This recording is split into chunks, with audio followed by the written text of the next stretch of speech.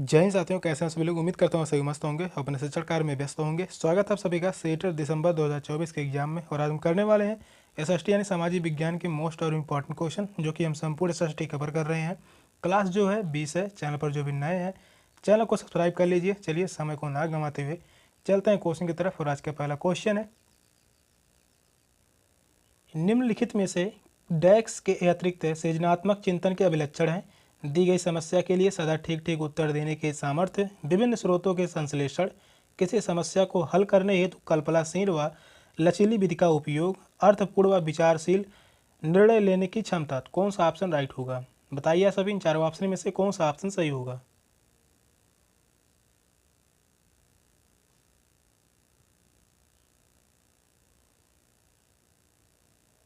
Question कह रहा है, निम्नलिखित में से डैश के अतिरिक्त सभी सृजनात्मक चिंतन के अभिलक्षण हैं। तो वह है दी गई समस्या के लिए सदा ठीक ठीक उत्तर देने के सामर्थ्य है। फर्स्ट ऑप्शन जो है वह राइट है। रचनात्मक शिक्षार्थी द्वारा दिए गए प्रश्नों के उत्तर सही या गलत दोनों हो सकते हैं। तो इस क्वेश्चन का राइट आंसर होगा ऑप्शन ए। नेक्स्ट क्वेश्चन है, राष्ट्रीय पाठचर्या प्रारूप 2005 के अनुसार उच्च प्राथमिक स्तर पर सामाजिक विज्ञान की विषय वस्तु निम्नलिखित में से किन विषय से ली जानी चाहिए? इतिहास, नागरिक शास्त्र व भूगोल, इतिहास, भूगोल, राजनीति शास्त्र व अर्थशास्त्र, पर्यावरण विज्ञान, इतिहास, नागरिक शास्त्र व भूगोल, आपदा प्रबंध, इतिहास, राजनीतिक शास्त्र व मूल्य परक शिक्षा। कौन सा ऑप्शन राइट होगा? बताइए सभी, इन चारों ऑप्शन में से कौन सा ऑप्शन सही होगा?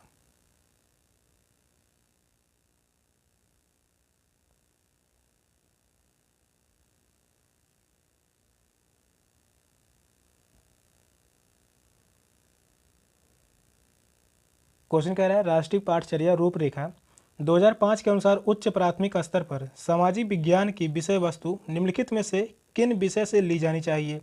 तो वह होगा इतिहास, भूगोल, राजनीति शास्त्र व अर्थशास्त्र। तो इस क्वेश्चन का राइट आंसर होगा ऑप्शन बी। नेक्स्ट क्वेश्चन है, निम्नलिखित में से किस संदर्भ में समय रेखा सबसे उपयुक्त होगी? किसी राजवंश का सारांश प्रस्तुत करने में, किसी शासक की उपलब्धियों की व्याख्या करने में, दो राजवंशी की तुलना करने में, प्राचीन भारत के शिक्षण में। कौन सा ऑप्शन राइट होगा? चलिए बताइए, इन चारों ऑप्शन में से कौन सा ऑप्शन सही होगा?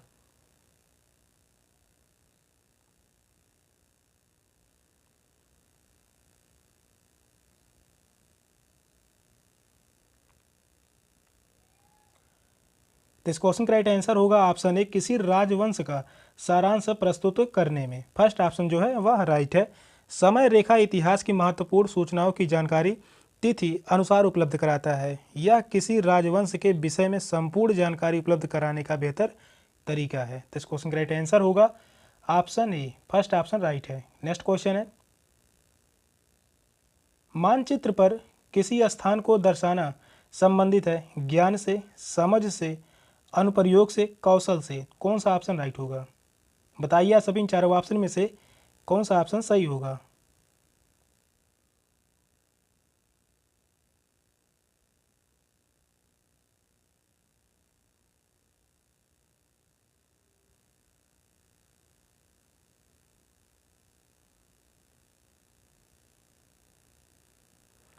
बताइए आप सभी, इन चारों ऑप्शन में से कौन सा ऑप्शन राइट होगा? क्वेश्चन जो कह रहा है मानचित्र पर किसी स्थान को दर्शाना संबंधित है, तो वह संबंधित है कौशल से। तो इस क्वेश्चन का राइट आंसर होगा ऑप्शन डी, कौशल से संबंधित है। नक्शे में किसी स्थान को सही स्थान पर दर्शाने के लिए समझ के साथ साथ क्षमता की भी उपलब्धता आवश्यक होती है, अतः इस कारणवश यह कौशल से संबंधित है। तो इस क्वेश्चन का राइट आंसर होगा ऑप्शन डी, फोर्थ ऑप्शन जो है वह राइट है। नेक्स्ट क्वेश्चन है, बच्चों को कानून का कम अनुभव होता है, इसलिए कानून पर चर्चा करते समय यह महत्वपूर्ण है कि शिक्षक कानून के सभी पहलुओं को सुस्पष्ट करें, परिचित संदर्भों से अधिक उदाहरण दें, केवल बाल अपराध से संबंधित कानूनों की चर्चा करें, कानून के प्रति डर पैदा करें। कौन सा ऑप्शन राइट होगा? बताइए सभी, इन चारों ऑप्शन में से कौन सा ऑप्शन सही होगा?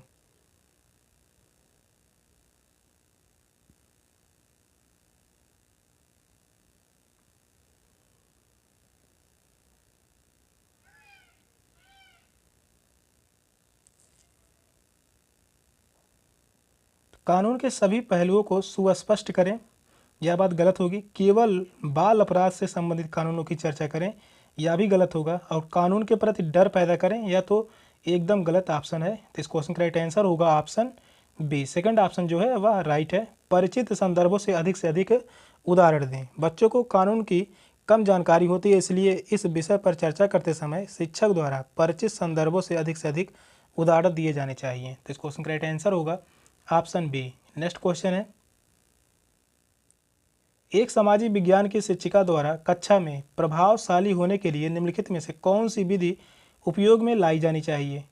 विचार उत्तेजक व रुचिपूर्ण गतिविधि द्वारा शिक्षार्थियों का विषय के प्रति आकर्षक पैदा करना, प्रत्येक सोमवार की परीक्षा लेकर छात्राओं का ज्ञानवर्धन करना, धीरे सीखने वाले शिक्षार्थियों के विश्वास को बढ़ाने हेतु ढीले ढंग से ग्रेड देना, माता पिता को बच्चों को शिक्षा के सम्मिलित करने हेतु गृह परियोजना देना। कौन सा ऑप्शन राइट होगा?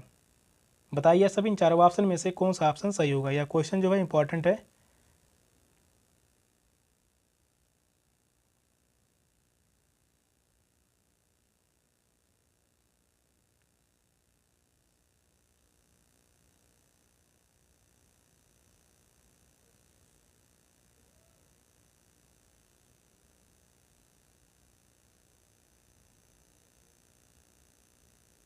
तो इस क्वेश्चन का राइट आंसर होगा ऑप्शन ए। विचारोत्तेजक व रुचिपूर्ण गतिविधि द्वारा शिक्षार्थियों का विषय के प्रति आकर्षक बढ़ाना। शिक्षक को निश्चित रूप से विचारोत्तेजक व रुचिपूर्ण गतिविधियों को शिक्षण में शामिल किया जाना चाहिए। तो इस क्वेश्चन का राइट आंसर होगा ऑप्शन ए। नेक्स्ट क्वेश्चन है, संविधान पर चर्चा करते समय यह महत्वपूर्ण है कि इसकी चर्चा ऐतिहासिक परिप्रेक्ष्य में की जानी चाहिए ताकि छात्र जागरूक हो सकें कि लोकतंत्र की जड़ें भारत में हैं। प्राचीन भारत में गणतंत्र फल फूल रहा है। उपनिवेश के विरुद्ध संघर्षों का इस पर गहरा प्रभाव है। भारतीय संविधान विश्व का सबसे पुराना संविधान है। कौन सा ऑप्शन राइट होगा? बताइए सभी इन चारों ऑप्शन में से कौन सा ऑप्शन सही होगा।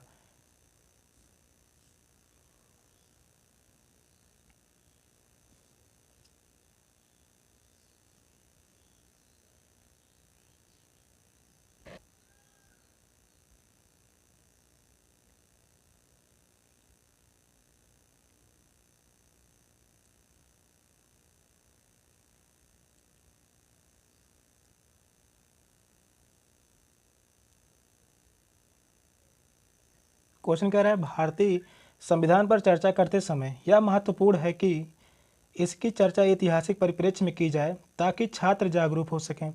भारतीय प्राचीन भारत में गणतंत्र फल फूल रहा है। तो इस क्वेश्चन का राइट आंसर होगा ऑप्शन बी। प्राचीन भारत में गणतंत्र जो है वह फल फूल रहा है। इससे शिक्षार्थी सबसे अधिक प्रभावी औपनिवेशात्मक संग्राम के बारे में जानकारी प्राप्त कर सकते हैं। तो इस क्वेश्चन का राइट आंसर होगा option B. Second option right है। नेक्स्ट क्वेश्चन है,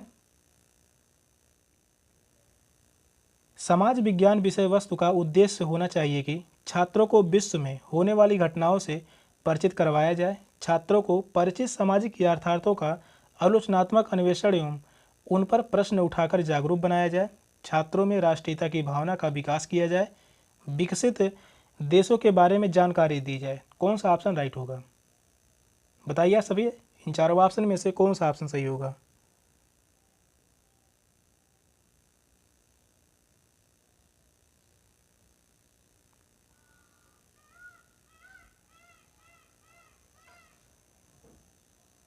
क्वेश्चन जो कह रहा है, समाज विज्ञान विषय वस्तु का उद्देश्य होना चाहिए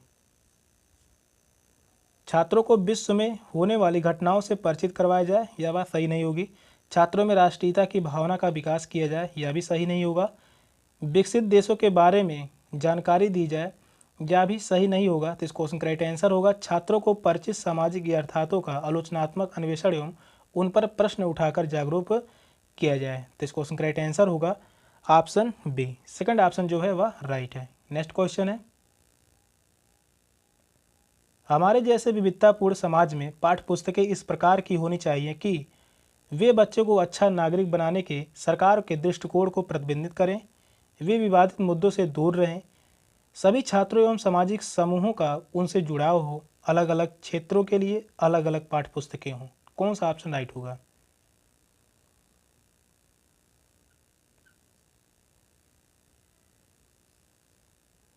बताइए सभी इन चारों ऑप्शन में से कौन सा ऑप्शन सही होगा। क्वेश्चन जो कह रहा है हमारे जैसे विविधतापूर्ण समाज में पाठ्य पुस्तकें इस प्रकार की होनी चाहिए कि सभी क्षेत्रों एवं सामाजिक समूहों का उनसे जुड़ाव हो। तो इसको करेक्ट आंसर होगा ऑप्शन सी। वे बच्चे को अच्छा नागरिक बनाने के सरकार के दृष्टिकोण को प्रतिबिंबित करें, यह बात गलत होगी। वे विवादित मुद्दों से दूर रहें, यह भी गलत होगा। अलग अलग क्षेत्रों के लिए अलग अलग पाठ्य पुस्तकें हों, यह भी जो है सही नहीं होगा। तो इसको करेक्ट आंसर होगा ऑप्शन सी। नेक्स्ट क्वेश्चन है संयुक्त राज्य अमेरिका में नागरिक अधिकार आंदोलन चलाया गया। अफ्रीकी अमेरिकी के लिए मौलिक अधिकार की मांग लेकर, समान अधिकार तथा नस्ल भेद को समाप्त करने की मांग लेकर, महिलाओं के लिए मताधिकार की मांग लेकर, वृद्धों के लिए सामाजिक सुरक्षा की मांग लेकर, कौन सा ऑप्शन राइट होगा।